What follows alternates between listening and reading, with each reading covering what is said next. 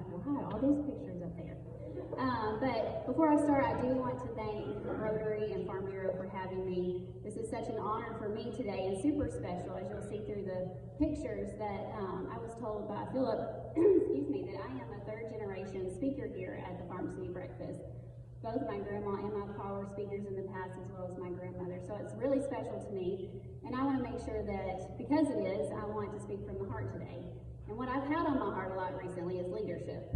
And everyone in the room, if you've been watching the news, who watched the news this morning? Well, it was kind of early, but watching the news. Okay, you all know that leadership is needed now more than ever, right? At a time that when it's unpopular to listen, to understand rather than to be understood, we know that leadership is needed now more than ever. And I'm going to refer to my notes a couple times because I did spend a lot of time on the phone this weekend with my grandmother and my mom to talk about some of the stories that they had and recollections of things that they did on the farm, or things that, or ways that attributed to their leadership skills. And so I want to talk about those today. I'll also say that at a time where hate, destruction, and pride get in the way of long-term decision making, at a time whenever we talk about how it's supposed to be best for we rather than me, we know that leadership is needed now more than ever. More specifically, I want to talk about how growing up on a farm attributed to all the leadership skills that I have and many people here in the Upper Cumberland. I'll tell you, when we meet with industries, and I'm looking at you, Thomas Lynn, when we meet with industries, a lot of them say, you know what, I want you to give me a boy, a young man, or a young lady who was raised on a farm, because those happen to be the ones that work the hardest. So in agriculture, you must have the characteristics of hard work, integrity, and humility, with grit and determination. You have to have focus, and you have to work hard. You have to work to, you have to live life with the greater good in mind. And so furthermore, I would like to discuss why it's imperative that we continue to support and nurture agriculture in the Upper Cumberland. As I've already made clear, and you'll see in the pictures, there are a ton. There's Commissioner Julius Johnson. I'm sure many of you recognize him. But I did grow up on a farm and understand the challenges that go with that. How many people do we have in here that either live on a farm now? Raise your hand high. I know it's early. There's a lot. Live on a farm now, or grew up on a farm. Keep your arms up. Okay, a ton of people. So you understand this. I've heard my grandma say this many times before, and my mother, but there were many times when they would be waking up at 4 a.m., and actually grandma still does that. Today she had a mouse in her kitchen, and so she was working on that. So I wasn't sure if I would see her, but Thanksgiving is this week, and she had to make sure she had all that cornmeal in there. But you have to wake up at 4 and go to bed at midnight. And many people do this day after day after day in the world of agriculture, not necessarily to get paid for it always, but it was simply to sustain the operation that they did this. So number one thing that I want to talk about is work ethic today. More so in agriculture than any other industry in the U.S., you have to work hard. Harder than most people work in their entire lives. Why? In order to feed mouths that typically, and I'll talk about this later, typically don't have a clue where their food is sourced from. And so I recall the start of each year, and this is something that we laugh about now, to recall the start of each school year, I would always be the person that would come in with the best tan. Does anybody else growing up on a farm, you understand that? Everyone at the beginning of the year, they would want to talk about what beach they visited, where they went, and I would say, I went to the tobacco patch every day. Actually, I say it was a good tan, but there were a couple of speckles. I was always on the right side of the setter, and the dirt would flip back up, so you'd have to spot a tan on the right arm. But I always did have the best tan. Speaking of vacations, you'll see a lot of pictures of the county fair. That was typically our big vacation. Anybody else in here? That was your vacation, the week that you kind of shut down, you went to the county fair. And I continue to do that with my family now. It makes me so happy to drive down the mountain from Monterey and to head straight into Cookville to go to the county fair. You know, it's unfortunate today, and you see this in the news, you see it around the community, but farming is truly, and the ag industry is a thankless job, unfortunately. But a professional in agriculture, they always continue to do the right thing, not because they want to receive credit, but they continue to do the right thing because they know that's what they're supposed to do, because they understand the bigger picture. They understand that the world stops turning if farmers stop turning, right? I can't tell you how many people I've seen in the private sector who have been really close to doing really great things, and they stopped right before they received success. And they stopped because it was hard. They stopped because it was frustrating. They stopped because they didn't receive that immediate gratification. But you know who doesn't do that? People in agriculture don't stop. They do not. There is so much more at stake than one person's success in agriculture. And I'm gonna have to get you guys to do your head. We are in a church, you can say amen this morning if you would like. But in the private sector, it's very interesting. If one person fails, typically they just miss the deadline. But if one person fails in agriculture, we have cars that do not run, we have people who do not eat, and we have children that are not clothed. And so the work ethic that you have to have in agriculture, excuse me, I want to get some water or drink some. The work ethic that you have to have in agriculture is something that the rest of Americans should live by. And so I want to talk about that later too, about how we're doing that here in the Upper Cumberland. Point number 2, you have to be resilient, right? You have to be resilient. In today's society, if things don't go a certain way, you can't walk away. You can't do it. So we have so many people that will make up excuses about why something didn't happen. They're going to find ways to deflect the blame. I see Randy, Mayor Porter, and you're shaking your head. We hear that all the time, right? They deflect the blame. But you know, not so in agriculture. They do not deflect the blame. They own it. They seek that responsibility. They truly do. And they always rise to the occasion. In agriculture, there are so many things outside of your control. Grandma said it best this weekend. She said it's interesting how when you're on the farm, you are closer to your maker than you are anywhere else. And I thought that was really special. She said, you know, there's so many times that, you know, you need it to rain. You need it to rain for something to be successful. Then the days that she needs to turn hay and make sure it's drying out so it can be baled, we need it to be dry. And so many things you're closer to your maker, but those things are outside of your control. How you usually plan the day and how it turns out are typically two very different things. And in order to succeed, you have to be extremely agile on the moment. The same goes for crops in the market. That was another thing that I heard often, that you can't, and hopefully I could see some head shaking, you can't control the market, right? The market controls you. There were years when I was growing up, our house actually sit right in the middle of the hog barns. And actually, I never really realized how bad it smelled around our house until I had friends over, right? Anyone else grow up in between hog barns? You don't realize. And actually, I told Mayor Porter and Lauren this the other day, or Mayor Wheaton, I learned a pro tip this weekend. After you've been working with the pigs or the hogs and you need to go to a meeting, the best way to get that off is you use toothpaste. Right, Grandma? Is that what you guys use? So there's your pro tip for the day. If you are messing with hogs or anything, just some mint toothpaste. Take that with you. So there were years that processed hogs were really cheap, and you had to be very agile and think of ways to help with that income. And so those years that they were cheap, we were planting more pumpkins, we were growing mums. We used the greenhouses where for a while before or after we started buying plants, is where we actually grew our tobacco plants in the greenhouses. And so just finding ways to be innovative. Those are things we need to be able to teach. You have to be innovative. When things don't go your way, again, we talked about quitting, you can't quit. The opportunity costs us too much. You have to think outside the box, you have to be creative. You have to plant those mums and you have to plant those pumpkins. You have to find a way to get the job done.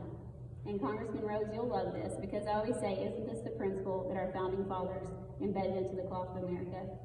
Is that we focus on being resilient, and we have to teach those to our kids today. So, unfortunately, often, many have lost sight of the resiliency that we have, but not those in agriculture. I'm going to continue to say that, not those in agriculture, not those on a farm, because here's the bottom line. There aren't too many people who can make it on a farm today or in agriculture without that resiliency. It's a beautiful way to live, right? But you gotta work hard.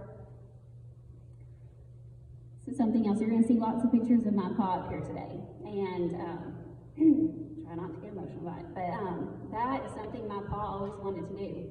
There were people who came to him and talked to him about running for Congress, and he said that he wasn't going to run for Congress. He was happy in the political positions he was, mostly because he knew that being in any other position wouldn't put him back in the farm in Monterey every single night, and with his family. So I'm going to talk about a little bit more about that, but not too many people can grind it out consistently on a farm. When the cows get out, you got to get them right up, right, Grandma? I still, for some reason, get a call from THP or Cumberland County. Whenever I worked with the Housing Administration, all the THP officers had my cell phone. And so they'll call and they'll say, hey, Amy, there's some cows out at 306 or 308. You think those are your grandmas? I'll say, well, let me call them. But yes, you can't. You have to get them right up. If you have a mama sick or you have a baby calf that needs to be bottle fed, you don't have time to be sick, right? You got to stay tough and you have to work past that. So the level of resiliency that it takes in order to thrive in this type of setting is a certain level of teamwork, humility, and gratitude that is so far removed for most of Americans today. I know in the private sector that resiliency is the difference between a good team and the best team. In a community, it's the difference between a thriving economy and a surviving economy. And I'm proud to say that in our region, right here in the heart of the Upper Cumberland, agriculture is not just an industry, it is truly a way of life. So speaking of life, you'll see some more pictures. There's one of us stripping tobacco, and you'll see in there me sitting or laying with our dog Buckwheat. So apparently we had to just nap wherever we could. So I'm under the tobacco stripping tables there. But I always had a great love for animals. And that was something that I learned a lot on the farm, right? You have to cope with what life throws at you. And we see that often on TV, whether someone gets upset at the Grammys or whatever award it was. You don't just go up and you punch someone because you don't like what they say. You have to be able to cope with the outcome, right? You have to be able, and on a farm, you learn that really early. You learn about life and death. My mom actually brought up this weekend, whenever I was talking about this, she said she recalled so many nights that they would sleep in the barn because they were waiting for baby pigs to be born. And so as soon as they came out, my pa would catch them. This is the story she says. So Grandma, you may have to tell me, you were probably the one catching the pigs, weren't you? And you were cleaning them off. But she said my pa would catch those baby pigs as soon as they came out. He would clean them off with a burlap sack, and he would put them in a metal tub of sawdust shavings with heat lamps all around. And unfortunately, not all those pigs made it. But you know what? She learned to cope with it. And she understood that these are the things that happen. She taught me and my siblings the same exact thing. Because I will tell you what was really hard growing up is I would sneak off the baby pigs in the first couple stalls in one of the hog barns. I would bring them into my bedroom, hoping one day I would get to hang on to these. They wouldn't be going to the market. But we did have, did you do that too, Wayne? Do you have some pigs in your closet? So we had a feeder hog operation, or feeder pig operation. And so those baby pigs did go off. But that was something I learned early, is how to cope with those outcomes. So many other stories they told me. I was told I only had like 15 minutes, so I'll stick with it. So the hope is that we can continue to replicate these core competencies, such as resiliency, so they continue to live in generations long after we're gone. The final point that I would like to make, and one of the best lessons that I ever learned on our family farm, was the ability to communicate. Sometimes a little bit too, and actually I laugh at this because originally I put there isn't a my way or the highway mentality in agriculture, but I will say there were times that Paul did think it was his way or the highway, right? But we knew who the boss was. She's sitting right here. This is a team effort, and the industry is much too big, and the opportunity cost is too great. It requires you to empower your team, whether it's your family, your farm team, or whoever. It requires you to trust. You have to trust on a farm, right? It requires you to be direct in your communications and to listen with intent. I laugh also today when people refer to an 8-to-5 job or a 9-to-5 job, because in agriculture and on the farm, you don't leave at 5. You do not leave at 5. My pa always said we leave at dark 30. Anyone else ever heard that? You leave at dark 30. When I was younger, and Grandma expanded on this story a little bit more last night too, which made me laugh so hard, but my pa and Grandma would take off loads of hogs to the market in Knoxville weekly. And they would take these, during the summer months, they would take these at night because of the heat. She said it was a great way. They would always stop at Waffle House because it was the only thing open, and she said it would clear it out because people could smell as soon as they walked in. It just cracked me up hearing these stories. I love it. I hope that I can pass these on to my kids too. But the point is, you leave when the work gets done, and you do whatever it takes to get the job done too.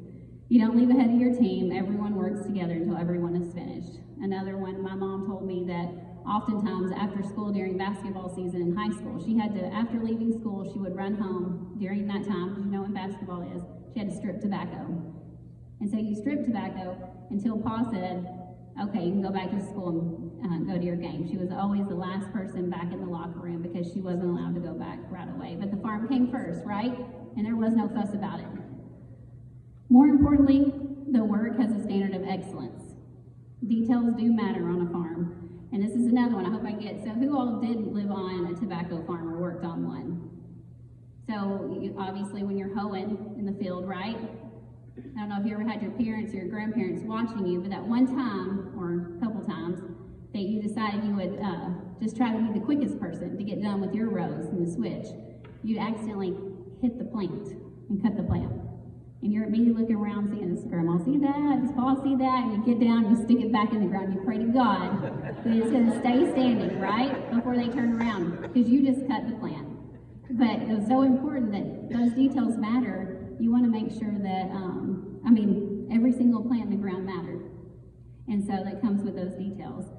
The things you can learn on a farm, those are definitely the things that need to be taught in corporate America, in our school systems and in our colleges. And I appreciate our school superintendent being here today because he does understand this. My daughter's a 5th grader at Prescott Middle School, and they're talking about farm, they're talking about STEM education. That means so much. She just went to 4-H camp this last year and just had an absolute wonderful time. I hope that we never lose sight of those programs.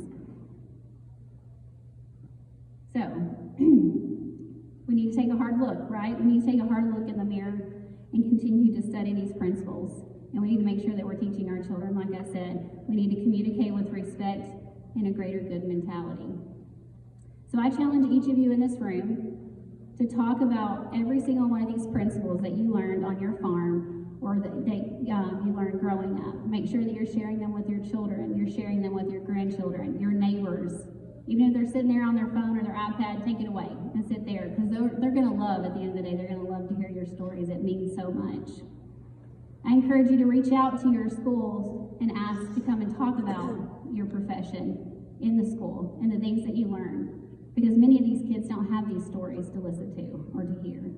You know, I once asked an elementary school group was in East Tennessee, asked them what their favorite thing at lunch was to have, drink or eat. One of the kids, well, a bunch of them said chocolate milk. And I was like, okay, do you know where your chocolate milk comes from? Who wants to guess what they said? They said a brown cow. See, I thought, I was like, this may be the only kid in the state that's going to say this. They said a brown cow. I had another kid that same day tell me very confidently that his french fries came from McDonald's. They did not come from a potato. And so I just think it's so important that we lift up our Ag in the Classroom programs to talk about this, so the next time that our kids are called on, they know the right answer. And you guys are shaking your head right there. I bet you have some really good stories that you've heard at school, right? I'm so proud that we do in this region, both the Putnam County Chamber of Commerce, the Highlands Economic Partnership, and our Convention and Visitors Bureau through tourism. We do support the ag industry, both K through 12 education, through career exploration, and many different opportunities. It's also a major industry cluster for us here, the ag industry. So all of these qualities I mentioned this morning are the bedrock of the ag industry, and let's not let them be forgotten. Let's talk about those. Today it is my pleasure to stand before you and thank you for everything that you do for agriculture, for our community, and for our livelihood. You truly are the way makers, and God bless you all.